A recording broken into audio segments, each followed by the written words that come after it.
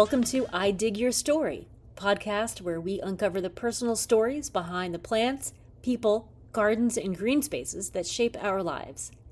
This is what you would call our pilot episode, our very first one. We're testing out what works. We're testing out the formatting. We're trying to figure out how to stop saying So thank you very much for being here and for listening. I have a great guest for you today. We had such a great conversation with Diane Blazek. Diane is the Executive Director of National Garden Bureau and also of All America Selections. Now, Diane may have fallen into horticulture as part of her career, but she has loved plants and farming and gardening since day one, since she was born. We talk about her growing up on a farm. She and I have that in common, so that was fun to talk about. We also talk about what it takes to lead National Garden Bureau and All America Selections. And we also talk about, it was very touching, talk about how much she's inspired by her daughter. And we'll hear more about that later on in the episode. It was such fun talking to Diane. It really was. So let's dig into it. Diane, hi. How are you? Thank you for having me on your podcast. Oh, I'm so excited. How do I know you? Oh, my goodness. Or how do you know? We met many years ago through bulk publishing. We were both working on Grower Talks and Green Profit magazine, and it's been so many years, I can't even remember. It had to be prior to 2008. I think so, because I started doing freelance for them in 2008, but also a little bit before that. Timelines, right. Who knows? I know. Okay, cool. So you tell me who you are and what you do. Okay, so my name is Diane Blazek, and I'm the executive director for National Garden Bureau and All America Selections, which is a nonprofit organization. Mm-hmm. And in a nutshell, what we do is we market the hobby of gardening to home gardeners. Oh, awesome. So feet in both sides of the industry. Yes, I guess you should say that, yes. Okay. My passion is equally divided between All America Selections, which is a plant trialing organization, and National Garden Bureau, which is this hobby of gardening marketing organization. Okay. So tell me about little Diane. What was little Diane and what were you into? Little Diane was the baby of the family of 4 children to a farming family in north central Missouri. So from day one, I had my feet, my toes, my fingers in the dirt. Cool. I was definitely a daddy's girl. And so I helped him out on the farm all the time. Equally, I was very passionate about helping my mom. She was a wonderful cook and baker. Oh, okay. So I basically was at her side by the stove and the sink and in the garden. So you name it. I fed pigs. I fed the cattle. I drove tractors. I never drove a combine. That was too dangerous. I drove the truck. I shelled peas. I snapped green beans. I skinned tomatoes and canned them. So that's what I did. That is like my life as well. I was the baby. I drove a tractor. I helped my mom, although she would not let me cook. She just, we would begin a project together and then she would just take over. But that's another issue. I think that's why we've always gotten along. We have this commonality in our beginnings. We do. That's why I love you, Diane. Yes, I do. So I guess you would say that you were kind of meant to be in the plant world in some way. Oh, that is so true. But unfortunately, I didn't realize that until I was probably in my 30s. Oh, yeah? What were you doing before that? Well, when I first went to college, I was going to be a dietitian. Thinking back to growing your own vegetables, and cooking and everything, I was going to be a dietitian until I think it was Thanksgiving break. My sister had been married about 8 months by then. And I went home and she was like, okay, so first of all, she's the total opposite of me. She hates to cook. She hates food, blah, blah, blah. So was she wasn't like cooking Thanksgiving dinner, was she? Oh, definitely not, because we wouldn't have eaten it. But after, being married a little while, and she was still pretty young at that point, I think 20, she was like, Diane, why would you want to go into dietetics and food? You're going to have to cook meals for your family the rest of your life. Why would you do that? And I listened to her, and I went back to college after Thanksgiving, and I changed my major to something where I could get an associate's degree because I was really ready to get out in the working world. Okay. I liked school, but I didn't love it. So I went back. I found out, believe it or not, that there was an associate's degree in general business with a focus on fashion merchandising. What? If you saw the way I dress now, you would never know that I have a degree in fashion merchandising. But I sewed and I designed my own clothes back then. And so I thought fashion merchandising was perfect. So I got an associate's degree. I started managing what I want to say is like the coolest fabric store ever. It was pretty much on the campus of University of Missouri Columbia. And we had cool fabrics. So anyway, I'm getting distracted. No, but tell me more. So I did that. I worked retail. I had a business degree. I eventually got into sales. I went into greeting cards. I worked for Hallmark's largest independent franchisor. And then after doing that for so many years, I found this opportunity of publishing, and I was like, "Oh, horticulture. I wonder if that's similar to agriculture." I didn't even understand what horticulture was back then. So I interviewed with an advertising sales position for Ball Publishing, and I got it in 1993. Yeah, 1993. Oh, okay. I started at Ball Publishing. Okay. And that's what got me into horticulture. Oh, okay. So for that job, you would sell ads and more. Absolutely. Okay. Yeah. Sold ads. Basically it was an inside sales job. I traveled to trade shows and to visit customers, but for the most part, it was inside sales. And I loved the people I met. It was just, I still remember the very first call. It was a company that started with A, and I can't remember who it was now, but I called them. I explained I was new, They were so nice, so helpful, so encouraging. So like right off the bat, I'm thinking, this is a wonderful industry. There are really great people here. There are. And not just at Ball Publishing and ad sales, it's the entire industry. Oh my gosh. As someone who's from the East Coast and New England, not everyone's friendly over here. But the horticulture industry is just so kind. It is. There's kind of a joke that we have chlorophyll running in our veins, but it is more than that. We have goodness in our hearts and in our intentions. Yeah. There's something about raising flowers and vegetables that just makes you a good person, I think. I know. Absolutely right. Okay, so now where you are doing your executive director jobs, what do you do? Like on a daily basis? What does Diane do on a daily basis? Okay, this is fun. So my mom always called me a jack of all trades. She never finished it with that secondary bad part, She just said, "Oh, you're a jack of all trades." So I've always known that I needed a job where I could do a little bit of everything. So here might be my typical day. I might be reviewing financials, and then I'll be on Canva making a graphic for a newsletter, and then I'll have a call with my president, and then I might be talking with our attorney about trademarks, and then I get on a webinar and I present information to consumers, and then I write a newsletter. It's so varied. I mean, I would say the biggest part of my job is marketing and PR. But, I also have my board of directors, and we have a staff here of four. Staff of four. One full-time and 3 part-timers. So my days are very interesting. They're never the same, put it that way. I like that. Me too. Again, you and I have that connection. I'm also the same way. But enough about me. Let's see. What are some of the challenges you run into on a daily basis? Never having enough hours in the day to do everything we want to. We're a small organization, and people have heard me say this a million times.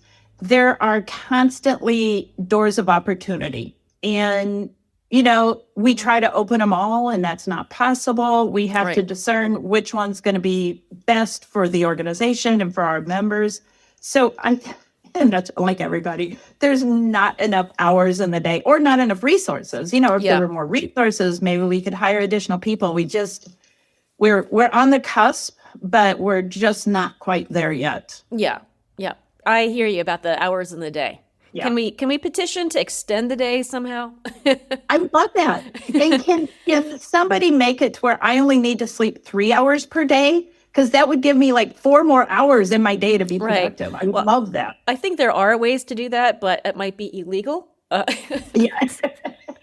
We don't want to go there. I might be twitching a little bit too much by too much caffeine, and that probably wouldn't be good either. Let's talk about some of your inspirations. What is inspiring you right now? And it doesn't have to be in the horticulture industry. It could be outside of the industry, something. It could be, I don't know, Taylor Swift or whoever and whatever. Wow. Okay. I mean, there's so many people around me that are inspiring. I have a daughter who's, I think, is amazing. I know everybody thinks their children are amazing. She's a high achiever, and she still respects me despite everything that she has achieved in life. And I hold her on a pedestal. She still respects me. That's amazing. My family, my siblings are always pretty intrigued. I'm the one who left the farm. And so they're like, wow, what do you do? And that's super cool. Mm-hmm. I have an amazing staff and board who are always like, oh, that was a great idea. Oh, you did a great job. And so hearing that from the people you work with day in and day out is wonderful. I will say inspiring and intimidating and frustrating is technology. Oh, right. You and me both. Right. It is allowing us to do so much more than we used to. Our reach is so much broader because of technology. Of course, it's frustrating, but at the same time, all these new developments and things are inspiring us to do more. So, yeah. I wish we could have, those added hours in the day, one dedicated to just learning all the new tech that's out there. Yes. Yeah. The tricks of SEO. I know. And you mentioned Canva earlier. So I was dealing with Canva this morning. I'm like, how do I do this? What button do I push? Yeah. And I'm dealing with Microsoft right now. And it's like, I am working. So we have this conference coming up in like another week. And so I have 40 speakers. What? I need to share PowerPoints. I need to share outlines. I send them the links. They're able to get it. Microsoft changes something. Next week, they can't access it. And it's just so frustrating. Yeah. This was supposed to be the end-all solution for us sharing documents. And it's not working very well. They should have stopped at Microsoft Word 5.1, which was, I love that. Yeah. It's back in the 90s. If you could go back and give your younger self some advice, what might that be? Believe in yourself. I was not a very self-confident teen or 20, maybe even 30. I hear you. I'll go back to this. I've been saying this for years. My favorite word in the English language is perspective. As we age, we get perspective and we can look back. And I think I would have told my younger self to believe in myself, Yeah. Trust your gut instinct. I've been very lucky that the choices I've made have led me here. So I wish I would have had the confidence way back then. I hear you. Yep. There's that saying, you are exactly where you need to be at every moment. So somehow maybe that confidence or lack of it has put you in the right spot to be where you are today. Right. It happened, and I'm happy, and I hope those around me are happy. So Yeah. Cool. Let's see. What advice would you give someone else starting out in the horticulture industry? Or just in gardening in general? Yeah, probably two different things. Sure. I would say somebody just starting out in gardening, I would be like, don't worry about failure. everything is like an experiment and you learn from every single failure. So just try it. Just go do it. Don't say, oh, I have a brown thumb. You don't have a brown thumb. You know, maybe you had the wrong pot. Maybe you didn't use the right soil. It's probably not you. I mean, as long as you water and give them some sun, you should be fine. So just don't overthink it. Keep it simple, basically. Okay. I think that goes for everybody. Yeah. As far as somebody starting out in horticulture, I would say be open to meeting as many people as possible. The more doors that open, the more relationships you have, the more opportunities, the more guidance, the more advice you'll get. So just be open to meeting people. And I know that's super hard for an introvert, but in some way, shape, or form, hey, we talked about technology. Maybe you become friends on LinkedIn or Facebook, and then when you meet in person, it's not going to be as difficult if you're an introvert. So take advantage of these things. There are a lot of great horticulture groups, on Facebook or LinkedIn or something. So get to know your peers. Okay, good advice. Good advice. What would you like people to understand about the field of what you do? Specifically with All America Selections, I would like for people to understand the process it takes for one of these varieties to become a winner. It's tough. Yeah. They are put through their paces. Our judges are tough. And once it becomes an AAS winner, you should embrace it. You should try it. There is a reason that it has that emblem, that logo on it. It's not just a me too. It is a superior garden performing variety. Okay. And that's hard to get across when you're marketing. Yeah. But it is really hard. So many people use superlatives for everything that they sell. So it's hard to cut through all of that.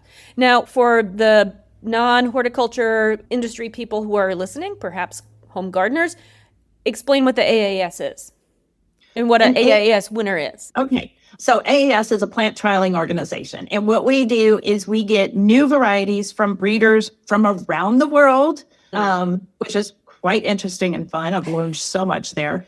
But we get these entries. We send them out to our judges who are volunteer judges all over the U.S. and Canada. So we are North America, not Mexico yet, but we're North America. And so they trial them. They put them through their paces. They compare them with similar varieties that are already on the market. And it's only if this new variety performs better than something's on the market will they get that AAS award. And it can't be equal, because if it's equal, that's not good enough. It has to be better. It has to be better. So it might be things like a tomato will have better disease resistance. A zinnia might have better disease resistance. A geranium might have more blooms, bigger blooms, better branching, something like that. Yeah. So when you see that AAS logo, it means that that is a superior performing variety. Right. So it's not just, it's prettier, it's performing better in the garden. Exactly. That's a very good distinction. Okay, we are going to move on to the lightning round. Did you even know that there was a lightning round? I did not, but I got it. Sure, I'll think fast. Okay, just a few questions. What is your favorite spring flowering shrub? Lilacs. Oh, nice.